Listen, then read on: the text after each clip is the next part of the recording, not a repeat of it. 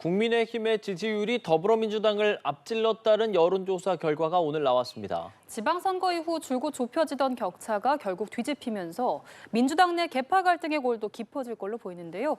국회로 가보겠습니다. 문승욱 기자. 네, 오늘 리얼미터 여론조사 결과 이재명 정부 출범 이후 처음으로 국민의힘의 지지율이 더불어민주당을 앞선다는 결과가 나왔습니다.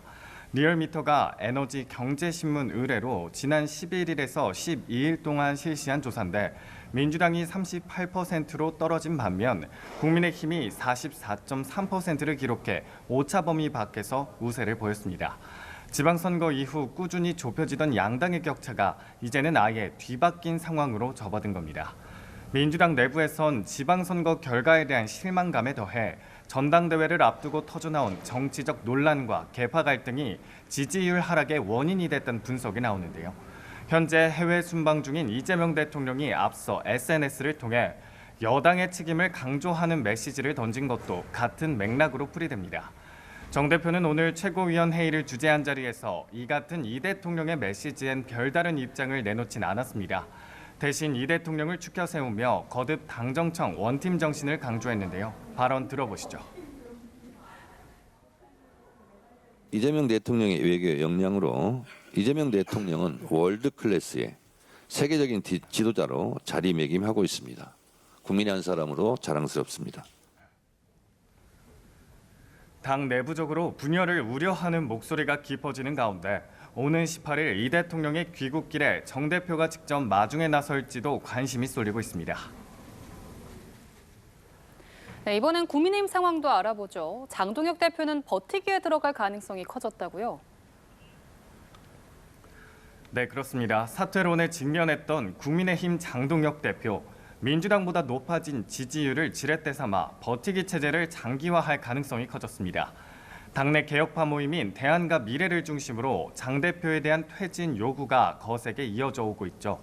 일단 장 대표는 지지율 반등의 기세를 몰아 선관위 사태에 화력을 집중하며 강한 대여 공세로 국면을 전환하겠다는 분위기입니다.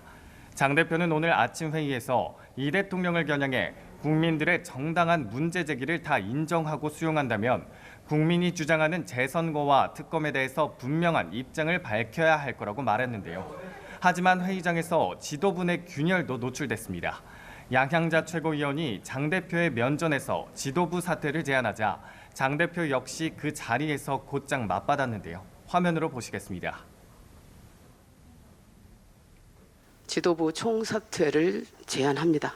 참으로 안타깝게도 지금 우리 국민의힘 지도부는 좀비 지도부로 불립니다. 지금 국민의힘 정당을, 국민의힘 지도부를 좀비라고 표현하는 것은 그 지지를 보내주신 국민들을 모욕하는 것이라고 생각합니다. 장 대표는 특히 자신의 거취와 관련해 답을 하지 않는 건 당권과 국민을 모욕하는 것에 침묵하는 거라고 덧붙였습니다. 국민의힘은 이번 주 의원총회를 개최한다는 계획인데요. 이 자리가 장 대표 사퇴의 분수령이 될 전망입니다. 선관위 투표 부실 관리 논란 관련해서 진상규명위원회 이번 주 내내 조사를 이어가죠. 네, 그렇습니다. 잠시 뒤 선관위 진상규명위원회가 세 번째 회의를 엽니다. 활동이 종료되는 이번 주 금요일까지 매일 회의를 열어 막판 속도전을 벌일 예정인데 선관위 조직의 구조적 문제들도 속속 드러나고 있습니다. 앞서 선거 당일 관행에 따라 상임위원 2명만 출근하고 비상임위원들은 전원 출근하지 않는 사실이 밝혀지면서 근무 기강 행위에 대한 지적이 쏟아지기도 했습니다. 국회 차원의 진상규명 절차도 본격화되는 분위기인데요. 여야는 오는 18일 본회의를 열어 국정조사 계획서를 처리하기로 합의했습니다. 다만 국정조사 대상 등 구체적인 사안을 놓고는 여전히 협의 중입니다. 후반기 원구성을 둘러싼 힘 겨루기도 팽팽합니다.